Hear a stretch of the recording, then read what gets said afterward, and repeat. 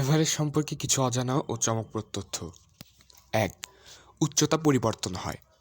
এভারেস্টের উচ্চতা স্থির নয়, ভূমিকম্প এবং টেকটনিক প্লেটের নড়াচড়ার কারণে এর উচ্চতা সামান্য কম বেশি হতে পারে। ২০২০ সালে চীন ও নেপালের নতুন জরিপ অনুযায়ী এর উচ্চতা ৮,৮৪৮.৮৬ মিটার, যা ২৯,০৩১.৭ ফুট। ২. এভারেস্ট দিন দিন উঁচু হচ্ছে। ভারতীয় টেকটনিক প্লেট ইউরেশিয়ান প্লেটের সঙ্গে ধাক্কা লাগার কারণে প্রতি বছর এভারেস্ট প্রায় ৪ মিলিমিটার, যা ০.১৬ ইঞ্চি করে উঁচু হচ্ছে। ৩.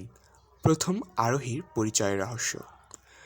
১৯৫৩ সালে এডমন্ড হিলারি ও তেনজিং নোরগে আনুষ্ঠানিকভাবে প্রথম এভারেস্ট জয় করেন। তবে ১৯২৪ সালে জর্জ ম্যালোরি ও অ্যান্ড্রু ইরভাইন শৃঙ্গের কাছাকাছি পৌঁছেছিলেন বলে জানা যায়, কিন্তু তারা আর ফিরে আসেননি। ৪. ডেথ জোন, মৃত্যু এলাকা। ৮,০০০ মিটারের উপরে অক্সিজেনের ঘনত্ব খুবই কম, যা মানুষের শরীরের জন্য বিপজ্জনক। এ কারণে এই অংশকে ডেথ জোন বলা হয়। ৫. পর্বতের উচ্চতাতে জেট স্কি। এভারেস্টের চূড়ার উপর দিয়ে ঘন্টায় প্রায় ৩২০ কিলোমিটার, যা ২০০ মাইল বেগে বাতাস বইতে পারে, যা বিমান চলাচলের জন্য ঝুঁকিপূর্ণ। ৬. একবার এভারেস্ট থেকে প্যারাগ্লাইডিং। ২০০১ সালে বোয়ো ক্যাডওয়েল ও বার্নার্ড বয়েট এভারেস্টের চূড়া থেকে সরাসরি প্যারাগ্লাইডিং করে নিচে নেমে আসেন। ৭. এভারেস্টে মৃতদেহ সংরক্ষিত থাকে।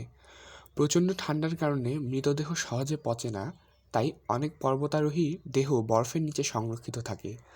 কিছু মৃতদেহকে চিহ্ন হিসেবে ব্যবহার করা যায়, যেমন গ্রিন বুটস নামে একটি মৃতদেহ পর্বতারোহীদের পথ চেনার জন্য পরিচিত। ৮. মাউন্ট এভারেস্টের বয়স। বিজ্ঞানীরা মনে করেন মাউন্ট এভারেস্টের বয়স প্রায় ৫০ থেকে ৬০ মিলিয়ন বছর। এটি তৈরি হয়েছে ভারতীয় ও ইউরেশিয়ান প্লেটের সংঘর্ষের ফলে। ৯. সবচেয়ে দ্রুত এভারেস্ট জয়।